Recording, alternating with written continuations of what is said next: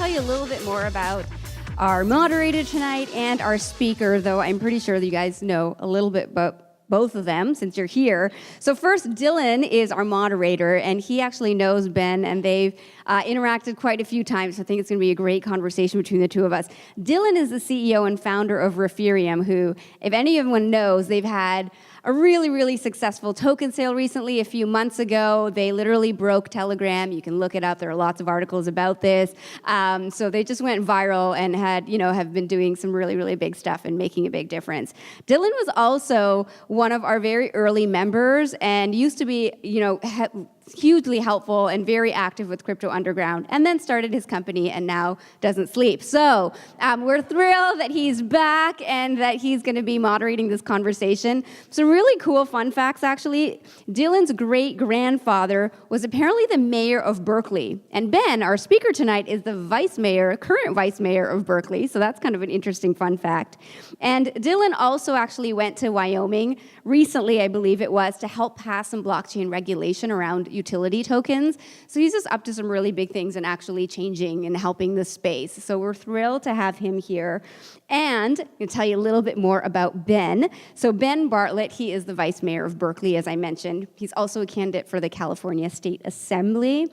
And what we know about Ben is that he has a huge focus on empowerment, and he really is a big supporter of green tech and sustainability and blockchain innovation. So this is just kind of in his blood who he is. This is what he's up to and what he really is passionate about.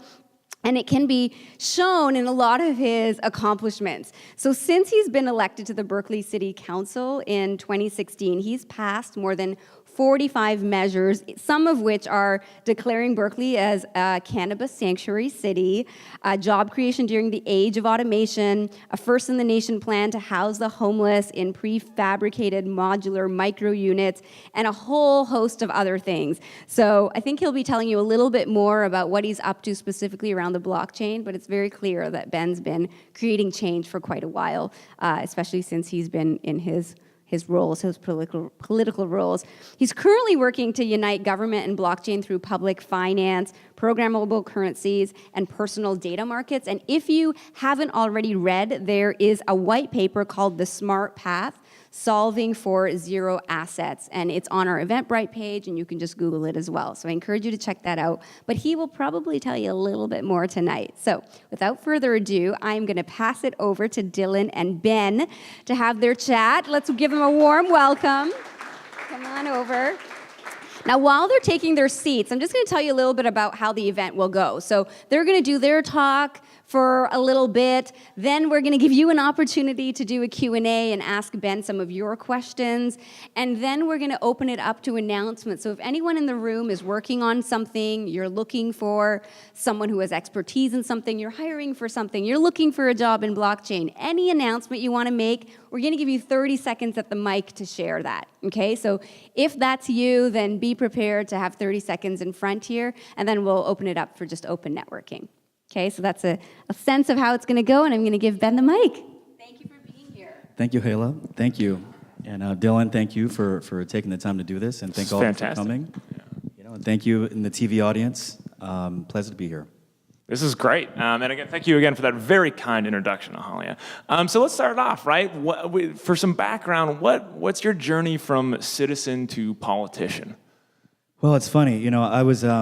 Activism was kind of in my blood because you see, my mother was a founding member of the Black Panther Party, and I went to Black Panther school and grew up, going to protests and marching for Cesar Chavez, and just always in that, right? And but that kind of fell away, and I ended up becoming an attorney. And after working in banking and finance and Hollywood, producing TV shows, I found myself working the Barack Obama campaign, his first one. And they sent me to Minnesota, where I did town hall meetings and crazy stuff in the snow for many months. But when I was there, I got the bug because he kept talking about renewable energy. And then, it got in my head, so I came back home to Berkeley and learned about environmental science, became an environmental lawyer, got into it, and then, got a job in this field of impact investing and technology. And then in the middle of that, though, my own mother, who I mentioned earlier, was displaced. Someone bought her apartment building, and 20 senior citizens were put out in the street. And it was a brutal experience, and when I went to go find a plan B for my mother and her friends, some senior housing, I looked and there was no senior housing. They said it was a 14-year wait list. And I was like, what's going on here? And at that moment, the crisis of our time became clear to me. The housing crisis, the lack of infrastructure, the lack of respect, the full capture of resources became clear to me, so I ran for office to change it. That's how you do it. That's a fantastic story. And something you highlighted there, right, is that it's all local, right? Is like you saw this problem, you experienced it. And I think in general, when we talk about crypto, of course, the SEC comes up, federal regulations come up. But could you talk about, I mean, I'm a huge fan of like the groundswell movement, of course. Can you talk about how local politicians, particularly at a city level or a state level, can kind of trickle up into affecting some of those larger federal regulations that we're always talking about in the crypto space? Well, certainly. There's a saying. It says they say that that Berkeley is California 5 years later, and then California is America 20 years later. So I can see that. Yeah. So we have a long tradition of being a laboratory for the state and the country. We created PACE financing. We created neighborhood recycling. We did the first sanctions on South Africa. We created the ADA to protect our people with disabilities. There's been many innovations that we've done. So, it's kind of in our culture as Berkeleyans to innovate and drive change for global issues that we see on a micro level. Okay, so that ties in perfectly, right? So as Ahalia mentioned, local to the Bay, super passionate about the culture here. How do you view, whether it's a great-grandfather at Berkeley or, all of us have been around for a while, how do you view Berkeley's relationship with blockchain, right? Like, why are these two so well intertwined, or maybe they're not, or tell us about it. Well, it's funny because, at their core, they are the same. They're the same animal. They are rebellion. They're spirits of rebellion and creativity.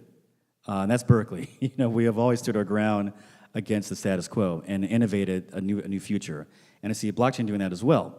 And it's no coincidence that the University of California at Berkeley is home to the Berkeley blockchain. What do they call themselves? The Berkeley blockchain group? Yeah, Blockchain Berkeley is actually one of the most well-known, both education, initiatives, networking, jobs, hiring. They're literally world-renowned, actually. Yeah, which is amazing. So they're already there with us, and I think it was only a matter of time before their ideas filtered out to the city of Berkeley at large. And we have massive need for innovation. Yeah, and so where do you see that going, out of curiosity? So when we say innovation, let's dive into that. What is that? Where do you, as somebody who's actually in there fixing this stuff, where is that going?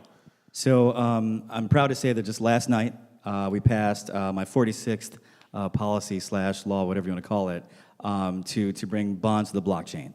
I call them microbonds. And so woo. Totally. Thank you. And of course, it was not easy, as you know, educating people and getting over the fear of the dark web and and the Bitcoin terror, right? But the reason why I work so hard to do this, and with my team and my family to initiate this change and pass it, is because we have a funding issue, right? We have a total wealth capture happening, and as a result, Berkeley, my city, has more than 1,000 homeless people. And the state of California has over 100,000 homeless people. And it's going to get worse. It's going to get worse by a factor of 5, I'm told. And this is because the resource capture, the policy from D.C., lowering taxes on corporations, et cetera, right? Driving home this once in a multi-generation wealth capture moment. And so, it's a necessary evolution for us to deal with that because, again, going back to my mom's story, there was no senior housing. And we can't build it because no one gives us money. So therefore, following the ICO model, we can go to the crowd. We can evade Wall Street the way the ICO people evade the venture capital people, and we can evade all the regulatory bodies that stop us from fulfilling our duties to house our people. So the bonds in the blockchain, if we get into it now, I can do it later. But no, get into it. This is great, yeah. Yeah, so the reason why this works, why it's so exciting, is that so a normal bond issuance, right? If you're going to fund something, you have to do a municipal bond. You're going to make a building or make a whole bunch of stuff, right? The scale required to release bonds is so great because the costs are so high, and the people who are intermediaries, middle people between you and the end result, are so legion and so entrenched that they require so much along the way. So you have to do like $100 million bond. It has to be, a massive bond to cover a whole sewage system. Meanwhile, you can't make one apartment building, or one homeless housing thing, or one school, or one park, or anything. So the blockchain allows us to cut out the middle people. I'm trying to say middleman. Let's give the guys a break here. There are middle women too. The middle people. Yeah. And also, there's other genders, right? Yep. Okay, so Yep. Anybody in the middle, we're getting rid of them. Right, exactly. Yeah, the No matter who you are. intermediaries, right? Yeah. So it allows us to issue the bond straight to the ledger, right? And that allows us to cut out all those people and save a lot of money on the issuance. And then also, because of the same factors at play, you can also issue the bonds in very small increments. So the smallest bond we know is like $5,000, or the next smallest is really $100,000. There's been some experiments to do this in Denver and Cambridge, which is very promising, and those are at $500 and $1,000. But we're talking about going down to $25, $10, $5, even $1. So anyone can own a bond, right? And so again, and there's a larger idea behind this, right? Because they're saying that in 45 years or so, most Americans and most Californians will have zero assets. They won't own a home, and they won't own stocks or bonds. So this allows us to solve for both at the same time. You can own a bond tied to a building that you own fractionally. And it can be anything. It can be a dam. It can be anything. So this is the template to really transform public finance in the country. And it's also very flexible. The bonds can be issued by non-governmental entities as well, by homeowners, paid back under PACE financing to their property taxes, by chambers of commerce, rolled out through the entire community, through the stores. The sky's the limit. Through churches, anyone can do it. I mean, this has been a classic crypto example, right? Is like, what can we put real-world assets on the blockchain, right? And it sounds like you've already pushed through that, right? So again, where do you see that going, right? What is that longer version of us in this room 20 years from now with bonds, right, on the chain? Right. So the bonds also can be tokenized, either the bonds themselves or the interest payments, right? And those become a local currency. A cryptocurrency, if you will, and those units can be programmed to be spent in the community to drive value to the community. 2019 is supposed to be the worst store closure year in history, and if you drive down the street and you see empty storefronts, that's a bad sign. That means our community is failing. So you can drive local stores and activity, 50% off this cup of coffee, whatever. You can also drive good behavior. If you go win a spelling bee or volunteer at a homeless shelter, you get a token, right? And the tokens also they're a way to communicate as a community to itself. So they're omnidirectional communication portals, real smart local currencies. So you get discounts sent to you. You can choose the next projects that you want to fund together. You can vote on them, whatever. Sky's the limit.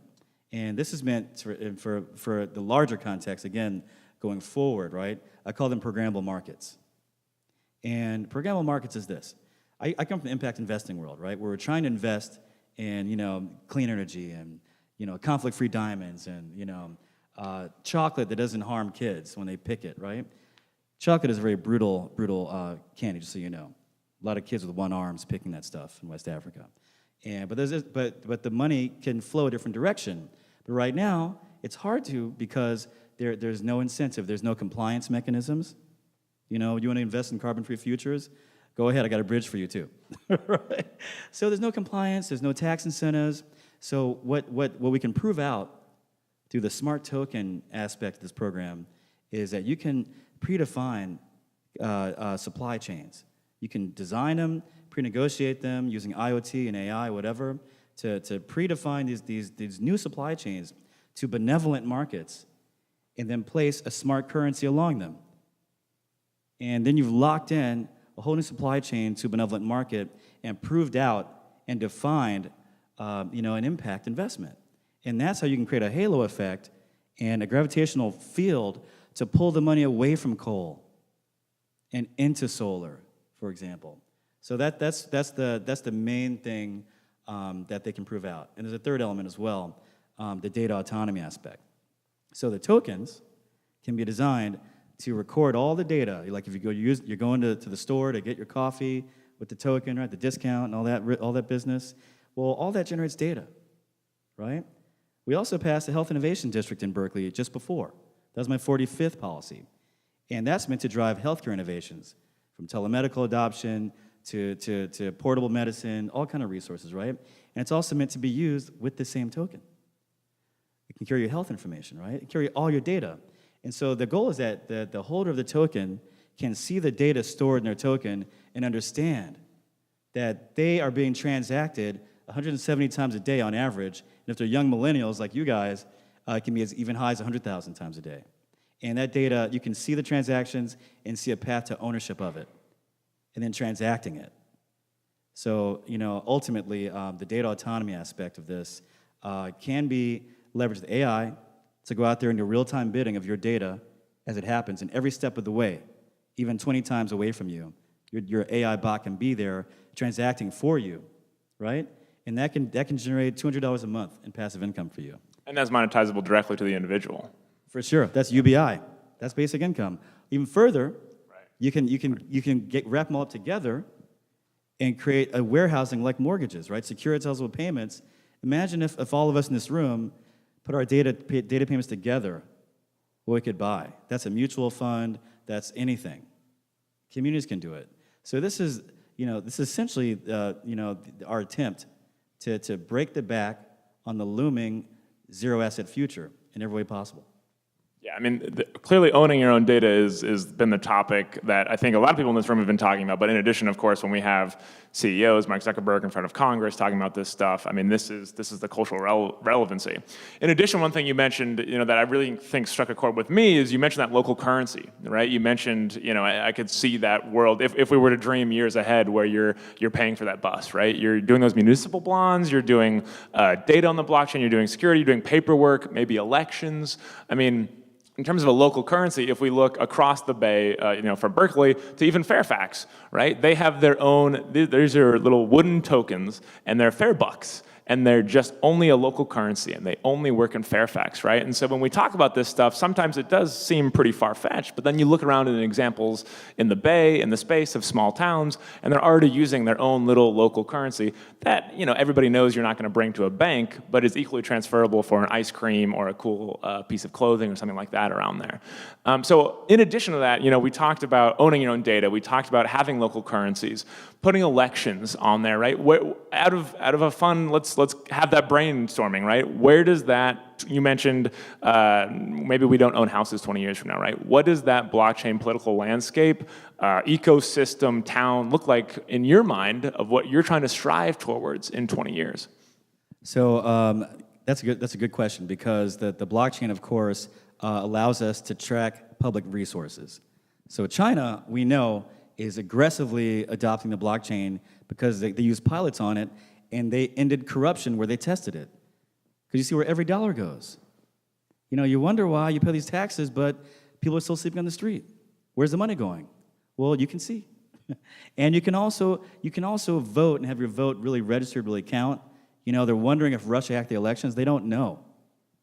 When they could know, these are all done electronically. It's really quite evident if it was on the chain. You could see where the vote went, how it went. So in my campaign for state assembly, we want this topic to really become a conversation starter around the country. So I think later this week or Monday, we're announcing our own ICO for our candidacy, an initial candidate offering. And we're going to generate tokens, right? And the tokens are going to be smart tokens filled with information and everything else, but it's also a voting platform, liquid democracy.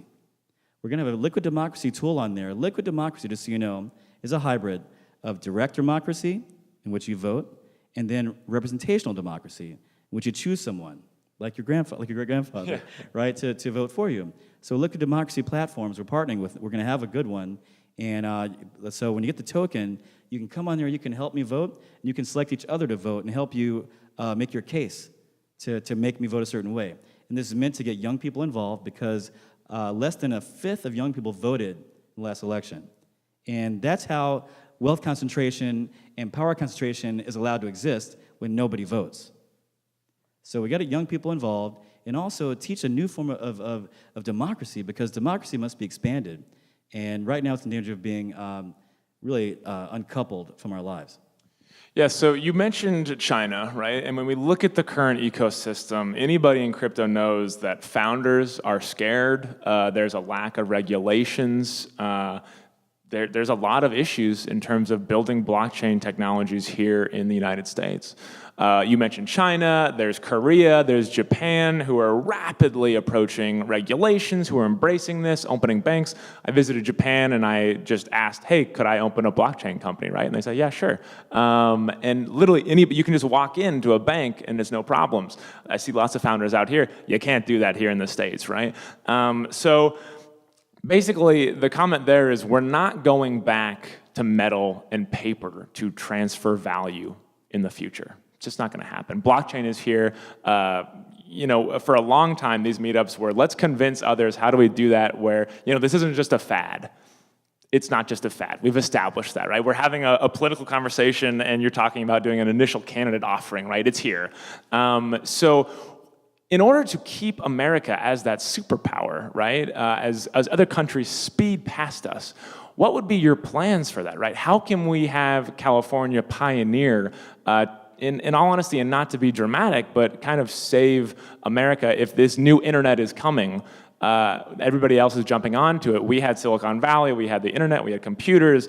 How do you view America's role going forward in the future if things remain as they are, and what are you doing to fix that? Well, you're absolutely right. The crypto coin, the digital currency, is here. Last year, I think, was $600 billion of activity, right, in the space. Is that the right number? Somewhere around there. It's here, definitely here. And our American spirit of innovation and sort of quasi-outlawness, like the marijuana industry, which is now going massive, we have to channel it into the light. And the way we do that is through California. So the incumbent industries, right, from banking to whatever, they have their resources, they have their captured people, but the way you get around it is by creating your own agents, right, and leveraging your own resources to make that change happen. It doesn't happen automatically. It happens through a powerful agency, right? So the key thing I want to do, three things, but the key thing is to reform the money transfer laws. And then you can really get the ecosystem of energy moving. And this is energy. These are, captured electric particles moving, electrons, right? This is electricity. Energy, information, and currency wrapped up as one unit of energy. And energy, like water, must not be contained, it must flow. So I think we can make that happen because there are certain laws bound up in committee. It just takes resources to go in together and unlock them.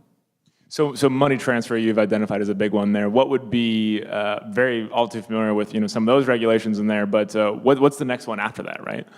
So I guess in no particular order, but the big three that I'm focused on, they also align with my Smart Path investment thesis and policy change thesis, is smart contract legislation, enabling smart contracts and contracts on the blockchain to be recognized.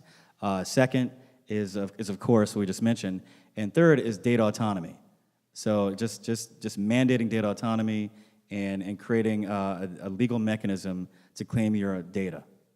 You got a lot to do. Yeah, that's great. I love it. I think we can all stand by that stuff. So I think lastly, I know we have some Q&A coming up soon, but I think lastly, one thing for me that I always like to ask about, particularly while we have you here, is after our token sale, like Holly mentioned, I was on a plane, I was in Wyoming the next day, probably the most tired and exhausted I've ever been, but talking to the House representatives over there, talking to the senators, explaining the difference between Bitcoin and blockchain to, the governor of Wyoming, right? And so for me, I was actually incredibly surprised just how welcoming they were to these problems, but I think there was, of course, an identified issue of how do we better explain this, right? When there's countless examples, but when we say, we come from cutting out the middleman or anything in between, when you're talking to a Wyoming farmer and you say, oh, you're trying to solve where your cattle are going, well, hey, wouldn't that be cool if you could put that on an auditable, transparent blockchain? And they go, oh, I totally get it. That sounds great, right?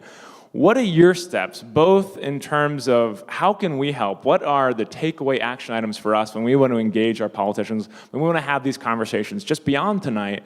How can we help educate your colleagues, and how can we best get involved in that? Well, so we've gone through this, the fear, we've gone through this. So first off, right, it took me a while to find the right analogies for people, and to also explain that, so they have two fears, right? One, it is dark web activity, and second, it's Bitcoin volatility, right? And third, it's gonna be stolen, right? All the theft of the Bitcoins you hear about. So, going through them in that order, we say, okay, listen, this is really just, in essence, the new background internet. So you don't question what the mail is riding up on when you open your Gmail inbox in the morning, right? So the mail is like Bitcoin that moves on top of this thing called the internet. Well, the blockchain is like the internet, and the Bitcoin is just the mail moving over it. But you don't have to send Bitcoin. You can send anything you want over it. It's just the background. It's the new background, and don't try to understand it. I guess that's an answer. Yeah, that's fair. Real simple. It's just, but the background's good because it's a way for us to really do peer-to-peer activity. And we can talk directly on it, and things move over it that we send to each other. Real simple, but it's efficient. And there's a fourth question, the energy usage, that comes up. So then the second one, the volatility, I go, look, that's only Bitcoin, that's other coins. What we're doing is not that. I'm just finding a way to keep track of your cattle. We're not going to be gambling on your cows, right? This is a way for you to know where your cows are. And third, what was the third one? I forgot. The theft. I go. Look, the blockchain itself is a secure vault. It is a military-grade cryptographic imprint that cannot be changed. It's not stolen. What's happening is well, there's $1 billion bounty on it. There is? Well, I mean, in terms of if you were to hack the blockchain, okay, you would be very rich, right? Yeah, exactly. You'd be the richest. And you'd also have nuclear codes for every country in the world, right? I don't know anything about that. I don't know if that's sensitive information. I don't know if we're all safe. I don't know. I don't know where the nuclear codes are, whatever. I do have a security clearance. I'm kidding, I don't. But I explained that, look, when the coins come off of the ledger into someone's wallet, those are not the same. That's when someone's stealing it, and you don't worry about that, right? And then the energy usage is a bit more of a progressive conversation because at least in Berkeley they care about that. In Wyoming they may not care about the energy. Oh, very, very much so. Really? Very much so. Yeah, I mean they actually are in the business of selling energy, so they're all for it. They're like, come here and use our energy. But that's a fun, little bit of a different ecosystem there. Yeah. Now, I would ask you as the expert here, like, what is your response to the green energy concern? Like it's using too much energy. Yeah, absolutely. So that's a good one. And I think, it's always important just to acknowledge that problem, right? And it's an acknowledgement of, yeah, that's an issue now. It might not be an issue in the future. And like you said earlier, you don't necessarily need to explain everything. So I try not to go into a difficulty mining adjustment while I'm explaining this to a politician. But I do often like to point out, hey, have you ever asked Visa how much their data servers use in energy? We don't know. Right? And so maybe it's less, maybe it's more, but I think my main point there is we don't know. It's behind closed walls. We don't know what billions of dollars of transaction costs spread all over the world cost, but because this is transparent, because we can calculate it, well, now we get to know that information, right? So yeah, it might still be an issue. Let's address it, but let's also acknowledge the fact that we don't know the alternative. We don't know how much that's costing us either. I like that. That's smart, and that ties into the transparency, a column within the blockchain universe, which is I forgot to mention it with the bonds. It's super important because you don't see where your money's going, right? So amazing. That's good. I'll use that. Yeah, go for it. Well, this has been fantastic. I want to make sure to leave time for questions. Ben, thank you again so much. Can we get another round of applause for this? Is awesome. Thank you, Dylan.